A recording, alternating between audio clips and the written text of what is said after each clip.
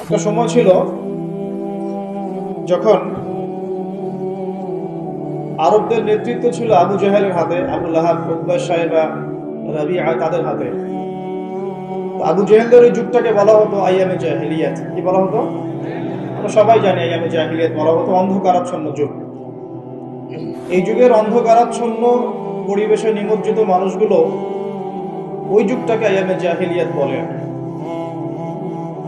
কেন তারা আইয়ামে জাহিলিয়াত বলতো?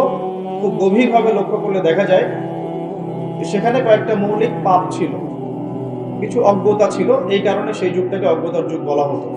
তার মধ্যে প্রথমটা হচ্ছে শিরক, মূর্তি পূজা, প্রকৃতি পূজা, চন্দ্র সূর্যের পূজা, গাছপালার পূজা, মৃত মানুষের পূজা, নাস্তিকতা, তারপরে আপনার বস্তুবাদিতা, যেটাকে আমরা ম্যাটেরিয়ালিজম বলি, এগুলো আইয়ামে জাহিলিয়াতের অন্যতম আকীদা ছিল। মানুষেরা এভাবেই জীবনযাপন করত। এটা ছিল প্রথম। দ্বিতীয়টা ছিল সুদ বা রিবা। তাদের ইকোনমিক সিস্টেমটা ছিল রিবা ভিত্তিক বা সুদ ভিত্তিক। চক্রবৃদ্ধি হারে তারা সুদ খেত এবং সুদ খাওয়ার মধ্য দিয়ে তারা এক পর্যায়ক্রমে ব্যক্তিকে পর্যন্ত দাসে পরিণত করত। জমি জমা, বাড়ি গাড়ি এগুলো তো ছিলই, এগুলো তো মানুষ সিজ করতোই। এক পর্যায়ে ব্যক্তিকেও দাসত্বের শৃঙ্খলা আবদ্ধ করতো ওই রিবা দিয়ে, সুদ দিয়ে। এ কারণে জাহিলিয়াত বলছি আমরা, আইয়ামে জাহিলিয়াত। শিরকের কারণে বলছি, সুদের কারণে বলছি। একটা ছিল মাদক, তাদের ঘরে ঘরে মাদক ছিল, ম্যাক্সিমাম মানুষ মাদক দ্রব্যের সাথে সংশ্লিষ্ট ছিল, এটা একটা কারণ ছিল। একটা হচ্ছে নারীর অবমাননা, নারী জাতিকে তারা খুব একটা মূল্যায়ন করতো না। আমরা জানি যে কন্যা সন্তানকে পর্যন্ত জীবন্ত কবর দেয়া হতো, এগুলো শুনেছেন। আরেকটা ছিল মৌলিক, সেটা হলো গোত্রীয় হানাহানি, গোত্রীয় রক্তক্ষয়ী দীর্ঘস্থায়ী সংঘাতে তারা লিপ্ত থাকতো। বিভিন্ন গোত্রে গোত্রে, দলে উপদলে মারামারি, কাটাকাটি, এই ছিল আইয়ামে জাহিলিয়া।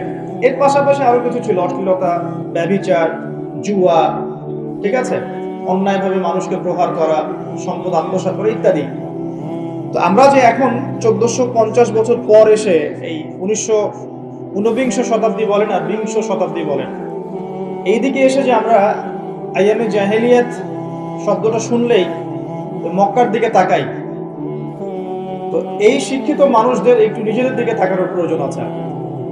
আমাদের এই বিংশ শতাব্দীর শিক্ষিত মানুষদের আগে নিজেদের দিকে তাকানোর প্রয়োজন আছে। যে শিরকের কারণে আপনি আবু জেহেলের যুগকে আইয়ামে জাহিলিয়াতের যুগ বলছেন, সেই শিরক এখন গ্লোবালাইজেশন হয়েছে, মানে সারা বিশ্বে ছড়িয়ে পড়েছে। আগে আবু জেহেলদের শিরক ছিল একটা নির্দিষ্ট অঞ্চলের মধ্যে, এখন সেই শিরকগুলো, শিরকের মহাপাপগুলো মুসলিম অমুসলিম, দেশে দেশে, জেলায় জেলায়, থানায় থানায়, ইউনিয়নে, সব জায়গায় একদম অক্টোপাসের মতো ছড়িয়ে পড়ছে।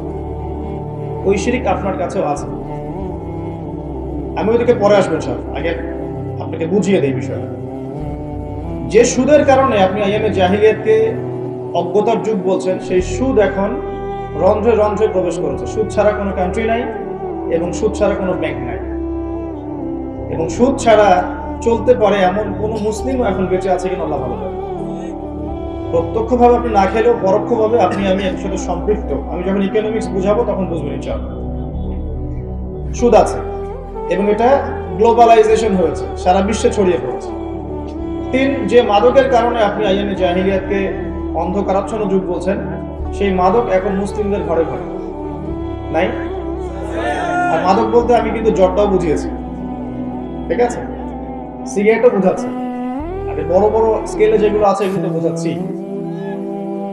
যে নারীর অবমাননার কারণে আপনি আইয়ামে জাহিলিয়াতকে জাহিলিয়াতের যুগ বলছেন, সেই নারীর অবমাননা এখন মুসলিম অমুসলিম সকলের ঘরে ঘরে প্রবেশ করেছে, করে নাই? আর যে গোত্রীয় দ্বন্দ্বের কারণে আপনি আইয়ামে জাহিলিয়াত দিয়ে বলছেন তারা বর্বর ছিল, তোমরা হিংস্র ছিল ইত্যাদি, সেই গোত্রীয় দ্বন্দ্ব এখন ধর্মতাত্ত্বিক দ্বন্দ্ব এবং পলিটিক্যাল দ্বন্দ্বের রূপ নিয়েছে। আমার কথাগুলো কি বোঝা যায়? আচ্ছা, শিক্ষিত মানুষ যারা আছেন তারা হয়তো ইশারা বুঝতে পারবে না, সবকিছু তার খোলামেলা বলা যায় না, বলা যায়? আচ্ছা, আর যারা সমাজদার তাদের জন্য ইশারা যথেষ্ট। তো যে কথাটা বলছিলাম প্রিয় ভাইরা, যে মৌলিক কারণগুলোর কারণে আপনি আইয়ামে জাহিলিয়াতকে দেখে ছি ছি করছেন, ছি কেমন যুগ ছিল, বর্বর, নোংরা, মধ্যযুগীয় ইত্যাদি, সেই প্রত্যেকটা পাপ বা প্রত্যেকটা জাহেলিয়াত বর্তমান বিশ্বে পুরো গ্লোবালাইজেশন মানে বিশ্বের আনাচে কানাচে এগুলো ছড়িয়ে পড়েছে। একই জিনিস, যে শিরক আবু জেহেলরা করতো সেম শিরক আমরা করছি, করছেন না? আবু জেহেলরা হয়তো লাত, উজ্জা, মানাত এগুলোর পূজা করতো, তাই নাকি? আচ্ছা, এখনকার মুসলিমরা কিসের পূজা করে? দেখবেন মৃত মানুষের পূজা করে, কবরে সেজদা করে, মাজার কেন্দ্রিক তাওয়াফ করছে। বলতে থাকলে অনেক বলা যাবে। মুসলিম হাতে বালা পড়ে আছে, খোলে না। কেন খোলে না? তার ধারণা, তার আকীদা যে এটা খুলে ফেললে অমঙ্গল হবে, সে তার রোগ আর ভালো হবে না। শিরক। মুসলিমের রাশি ফলে বিশ্বাস করে, পেপারগুলো দেখে যে তার রাশি কি, সিংহ রাশির এই হবে, কন্যা রাশির এই হবে ইত্যাদি। মুসলিমরা দেখবেন টিয়া পাখির মাধ্যমে ভাগ্য গণনা করছে রাস্তাঘাটে বসে বসে। অথচ নবীজি বলেছেন সাল্লাল্লাহু আলাইহি ওয়াসাল্লাম, কেউ যদি কোনো গণকের কাছে যায়, গিয়ে জাস্ট জিজ্ঞাসা করে যে আমার হাতটা একটু দেখে দেন, এটা বলার সাথে সাথেই তার 40 দিনের নামাজ কবুল হবে না। এবং ওই গণকের কথায় যদি সে বিশ্বাস করে, তাহলে সে যেন মুহাম্মদ সাল্লাল্লাহু আলাইহি ওয়াসাল্লামের উপর নাজিল হওয়া এই কোরআনের সাথে কুফরি করলো। সবচেয়ে ইন্টারেস্টিং ব্যাপার হচ্ছে যে আপনার ভাগ্য গণনা করছে, তার স্থান হয়েছে রাস্তার পাশে। সে যদি আপনারই ভাগ্য গণনা করতে পারতো, তাহলে তার তো সংসদে থাকার কথা ছিল। এতটুকু কমন সেন্সও আমাদের নাই এখন। দেখবেন গ্রামে গঞ্জে এখন জাদুবিদ্যার চর্চা বাড়ছে। জাদুবিদ্যা, স্ট্রিট ম্যাজিক দেখানো হচ্ছে, কুফরি তন্ত্র করা, জিনকে তাবে করা হচ্ছে। জিনকে তাবে করা যায়, এটা একটা বিষয় জেনে রাখেন। জিন জাতিকে তো বিশ্বাস করেন নাকি?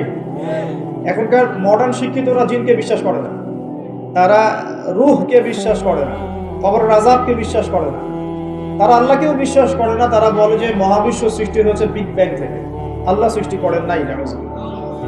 এই হচ্ছে উচ্চ শিক্ষার অবস্থা। এখন শিরিক নিয়ে বলতে গিয়ে দেখেন শিক্ষার মধ্যেও আপনাকে শিরিক করানো হচ্ছে। এখন শিক্ষা জীবনে আপনি শিরিক কিভাবে করছেন? শিক্ষা ক্ষেত্রে আপনাকে একটা দর্শন শেখানো হয়েছে, পশ্চিমা দর্শন। সেটা কি? পরীক্ষা নিরীক্ষা, যুক্তি বিজ্ঞান দর্শন দিয়ে কোনো কিছু প্রমাণ করা গেলে সেটার অস্তিত্ব আছে, আদারওয়াইজ এটার অস্তিত্ব নাই। মানে ফেরেশতাকে আপনি বিশ্বাস করবেন না। কেন বিশ্বাস করবেন না? কারণ ফেরেশতাকে আপনি ল্যাবরেটরিতে পরীক্ষা নিরীক্ষা দিয়ে পর্যবেক্ষণের মাধ্যমে কোনো সিদ্ধান্তে উপনীত হতে পারছেন না। দেখা যায় ফেরেশতা, শোনা যায়, টাচ করে অনুধাবন করা যায়, ইন্দ্রিয় দিয়ে এই জ্ঞানটাকে আপনি লব্ধ করতে পারছেন না। এই কারণে প্রচলিত জ্ঞানতাত্ত্বিক দর্শনের মতে আপনি একজন মৌলবাদী মানুষ, কারণ আপনি অন্ধভাবেই একটা কথা বিশ্বাস করছেন। তো তাদের কনসেপ্ট কি? পরীক্ষা নিরীক্ষা পর্যবেক্ষণের মাধ্যমে যা লাভ করা যাবে সেটাই জ্ঞান, এর বাইরে জ্ঞানের কোনো অস্তিত্ব নাই। এই কারণে তারা আনসিন ওয়ার্ল্ডটাকে বিশ্বাস করে না, অদৃশ্যের গায়েবের জগৎটাকে তারা বিশ্বাস করে না। বুঝতে পারছেন কথা কি? আল্লাহ বিশ্বাস করে না, কারণ আল্লাহকে দেখা যায় না। ফেরেশতা বিশ্বাস করে না, কারণ কি? কারণ ফেরেশতা দেখা যায় না। জিন জাতিকে বিশ্বাস করে না, বিকজ জিন জাতিকে দেখা যায় না। কবরের আযাব দেখা যায় না, রূহ বা আত্মাকে দেখা যায় না, জান্নাত জাহান্নাম দেখা যায় না। যেটা দেখা যায় না সেটা বিশ্বাস করবে না। এই হলো ওদের জ্ঞানতাত্ত্বিক দর্শন। এই দর্শনে যদি আপনি পড়াশোনা করেন এবং এখান থেকে সার্টিফিকেট অর্জন করেন, আপনি বড় চাকরি পাবেন ঠিক ইনশাআল্লাহ, কিন্তু আপনি সারা জীবন শিক্ষা ক্ষেত্রে মুশরিক হয়ে থাকবেন। শিক্ষা ক্ষেত্রে আপনি একজন মুশরিক হয়েছেন। প্রতিটা সেক্টরেই আছে। ইকোনমিক সেক্টরে যাবেন, রিবা, আল্লাহ পাক রিবাকে হারাম করেছেন আর আমরা করেছি ফরজ। রিবাকে আল্লাহ পাক হারাম করেছেন, মায়ের সাথে জেনার কথা বলেছেন, আল্লাহর সাথে যুদ্ধের ঘোষণার সমান কথা বলেছেন, আর আমরা করেছি ফরজ। একটা কান্ট্রি ওয়ার্ল্ড ব্যাংকের আন্ডারে, IMF এর আন্ডারে একটা কান্ট্রি সুদ মুক্ত থাকতে পারবে না, পসিবল না। কখনোই তারা আপনাকে সুদ ছাড়া কোনো লোন দিবে না।